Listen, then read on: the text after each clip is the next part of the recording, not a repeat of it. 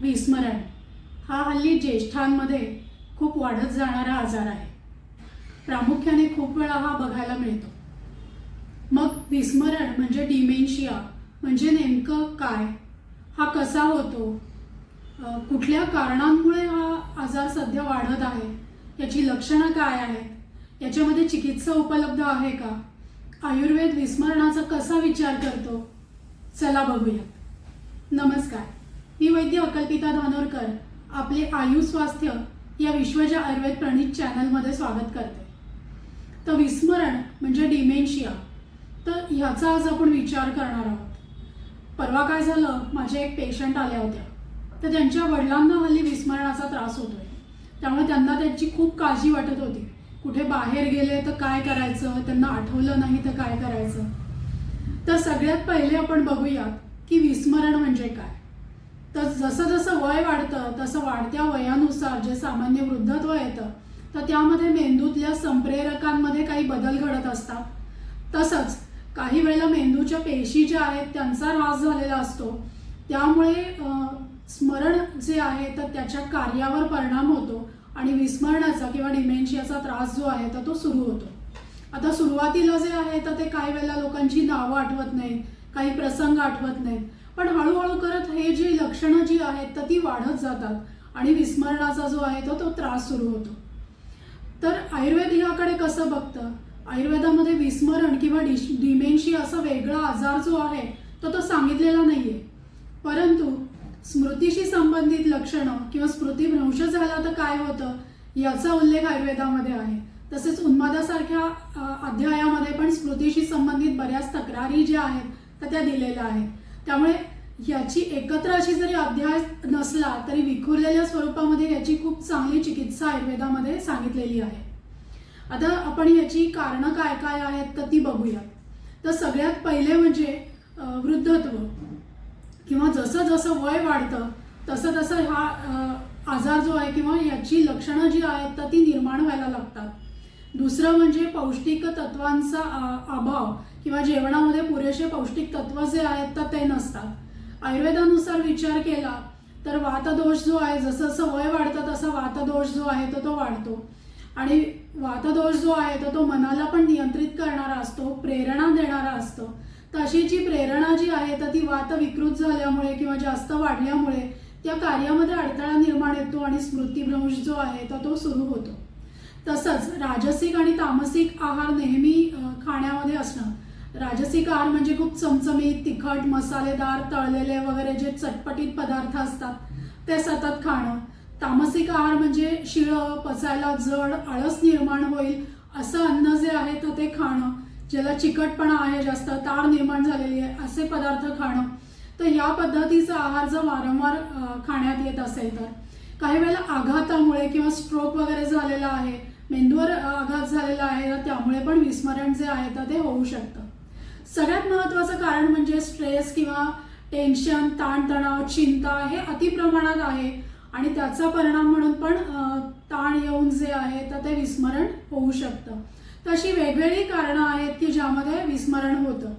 आता ह्याची लक्षणं काय आहेत, तर लक्षणांमध्ये सुरुवातीला असं होतं की ती व्यक्ती जी आहे तर ती बऱ्याच लोकांची नावं विसरते, म्हणजे चेहरा ओळखीचा वाटतोय, परिचय आहे पण नाव लक्षात येत नाहीये, काही काही प्रसंग आहेत ते आठवत नाहीये, किंवा सकाळी काय केलं ते दुपारी सांगता येत नाहीये, किंवा काहीतरी काम करायला गेले आणि तिथे गेल्यावर आठवतच नाही की आपल्याला काय काम करायचं होतं, काही वेळेला गोंधळल्यासारखं होतं आणि हळूहळू करत ही लक्षणं वाढत जातात आणि मग एकटं कुठे गेल्यानंतर एखादी जागा आठवत नाही किंवा स्वतःच्या घराचा पत्ता सुद्धा सांगता येत नाही असं पण होऊ शकतं। अर्थातच ही लक्षणं जी आहेत तर ती प्रोग्रेसिव्ह म्हणजे वाढत जाणारी असतात। तर ही जी आहेत तर ते थोड्या प्रमाणात असतात, त्यावेळेला ते फारसं लक्षात येत नाही, पण त्याच वेळेला लक्षात देणं गरजेचं असतं, नाहीतर मग दैनंदिन कामकाजावरही यांचा परिणाम होतो। पुढे पुढे जाऊन त्यांना संवाद साधता येत नाही किंवा बोलणं जे आहे तर ते त्यांचं तितकं व्यवस्थित होत नाहीत आणि संवादही त्यांचा अभाव झाल्या कारणाने थोडासा एकटेपणा त्यांना वाटू शकतो किंवा इतरांमध्ये एकत्र येणं आणि रोजची जी कामं असतात ती करणंही त्यांना अवघड होऊ शकतं। तर ह्या पद्धतीची लक्षणं जी आहेत तर ती निर्माण होतात।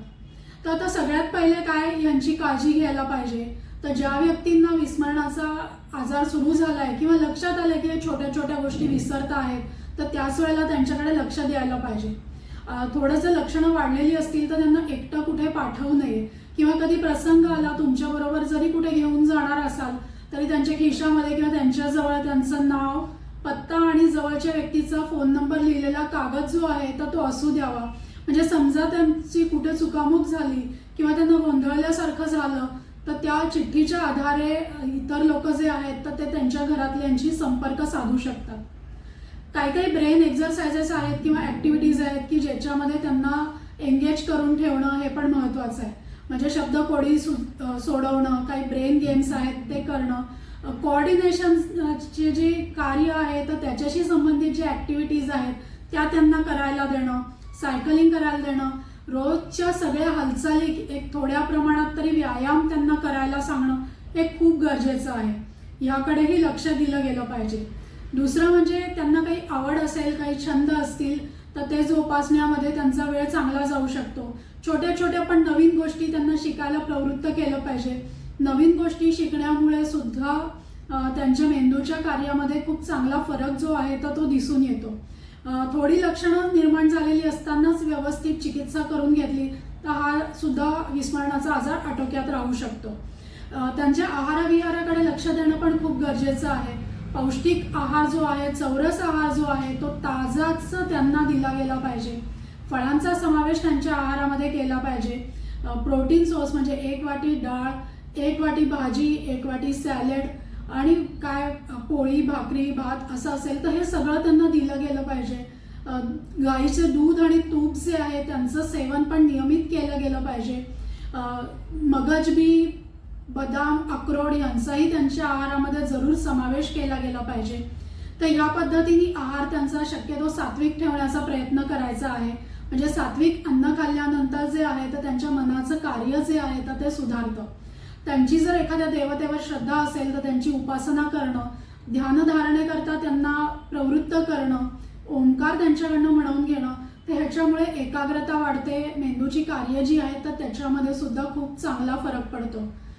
तसंच याचे जे उपचार करायचे आहेत तर त्यामध्ये सगळ्यात पहिले म्हणजे अभ्यंग. वातदोष वाढलेला असतो आणि अभ्यंगामुळे स्नेहन खूप चांगलं होतं. जॉईंट्स त्यांचे हालचाली ज्या आहेत तर त्याही व्यवस्थित होतात आणि अभ्यंगासाठी म्हटलेलं आहे की अभ्यंगम आचरेत नित्यम सजरा श्रम वातहा. जरा म्हणजे वृद्धत्व याची प्रोसेस स्लो करण्यासाठी किंवा उशिरा येण्यासाठी अभ्यंग जे आहे तर ते खूप महत्त्वाचं आहे. त्यामुळे त्यांच्या संपूर्ण शरीराला तेल लावलं गेलं पाहिजे. विशेष करून तळपाय आणि डोकं जे आहे तर त्याला रोज तेल लावलं गेलं पाहिजे. त्यात नारळाचं तेल, ब्राह्मी तेल किंवा इतरही औषधी तेलं आहेत तर त्याचा खूप चांगला उपयोग होतो. आता इतर उपचार काय आहेत, विशेष करून पंचकर्म जे आहे तर त्याच्यातली शिरोधारा जी आहे तर ती खूप उपयोगी पडते. शिरोधारेमुळे त्यांचं मन शांत होतं, एकाग्रता वाढायला मदत होते आणि थोडे कॉग्निटिव्ह फंक्शन्स जे आहेत त्यांचे सुधारतात. तसंच वात वाढला असल्या कारणाने आणि वय जे आहे ते जास्त असल्या कारणाने बस्ती चिकित्सा जी आहे तिचाही खूप चांगला उपयोग होतो. आता पोटात घेण्याची औषधं जी आहेत तर त्यामध्ये वेगवेगळे रसायन कल्प सांगितले आहेत. आता रसायन जे सांगितलेलं आहे तर तेच मुळी वृद्धत्वाची क्रिया जी आहे ती तुमच्या शरीरामध्ये स्लो व्हावी, तुमच्या पेशींची कार्यक्षमता टिकून राहावी आणि त्यासाठी ते सांगितलेले आहे. आणि जर रसायनांची फलश्रुती आपण बघितली तर त्याच्या बऱ्याच रसायनांच्या फलश्रुतीमध्ये असं सांगितलेलं आहे की ते स्मृती वाढवणारे आणि मेद्य असे आहेत. म्हणजेच काय, तर बरीचशी रसायनं जी आहेत तर ती तुमची स्मृती जी आहे तर ती टिकवून ठेवायला मदत करतात. मेद्य म्हणजे मेंदूचं कार्य जे आहे तर ते टिकवणं, वाढवणं ह्याला मदत करतात. त्यामुळे रसायन औषधं जसं की च्यवनप्राश आहे, ब्राह्मीप्राश आहे, मेद्य रसायन आहे, आमलकी रसायन आहे, अशी वेगवेगळी रसायनं आहेत की ज्यांचा खूप चांगला उपयोग जो आहे तर तो या लोकांना होतो. तसंच शंखपुष्पी, ब्राह्मी, मंडूकपर्णी, वेखंड, ज्योतिषमती अशा वेगवेगळ्या वनस्पती आहेत की ज्या मेंदूवर खूप चांगलं काम करतात, शामक आहेत किंवा त्याचं मेंदूचं कार्य खूप त्याच्यामुळे सुधारतं. तर अशा वनस्पतींचे चूर्ण, काढे जे आहेत, झोप येत नसेल तर जटामासीसारखं फांट आहे, तर अशी वेगवेगळी औषधं जी आहेत जी पोटात घेता येऊ शकतात. बऱ्याचशी औषधी कल्प आहेत, रसायन कल्प आहेत की जे वैद्यांच्या सल्ल्याने घ्यायचे आहेत. तर या पद्धतीने जर उपचार करून घेतले आणि रात्री झोपायच्या वेळेला जर नस्य प्रतिमर्श नस्य केलं म्हणजे नाकात 2-2 थेंब ब्राह्मी तेलाचे किंवा वैद्यांनी सांगितलेले औषधी सिद्ध तेलाचे, अगदीच जमलं नाही तर गाईच्या तुपाचे जरी टाकले तरीही मेंदूचं कार्य जे आहे तर ते सुधारण्याला मदत मिळते. तर या पद्धतीने जे आहे तर ते तुम्ही उपचार करून घेऊ शकता.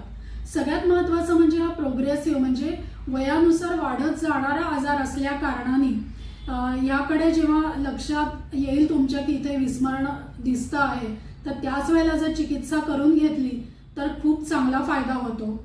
मुख्य म्हणजे काय असतं की या ज्या व्यक्ती आहेत तर यांना त्या मुद्दाम करता आहेत असं कधीही होत नाही, तर त्यांना ते विस्मरण होत असतं. त्यामुळे त्यांच्याकडे दुर्लक्ष न करणं, त्यांची हेटाळणी न करणं, त्यांना समजून घेणं हे खूप महत्त्वाचं आहे.